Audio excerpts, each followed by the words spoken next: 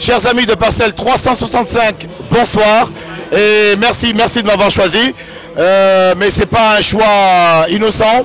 Si on m'a choisi, c'est parce que j'ai pratiqué les arts martiaux. J'ai été champion de Côte d'Ivoire, champion du Gabon et champion du Sénégal de judo.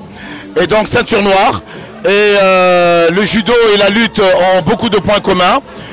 Avec les bases, bien sûr, puisqu'il s'agit de faire tomber l'adversaire.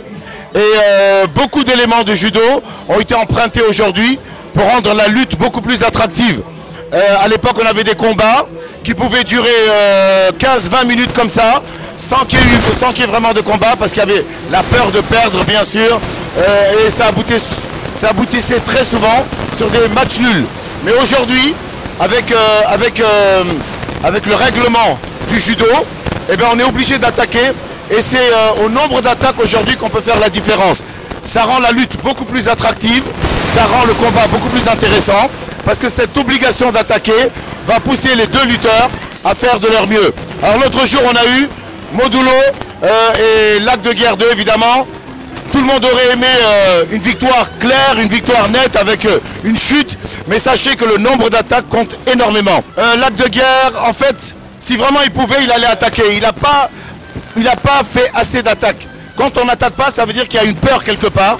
Et l'adversaire, ou bien le lutteur qui attaque le plus, a forcément un ascendant psychologique et un ascendant moral beaucoup plus fort.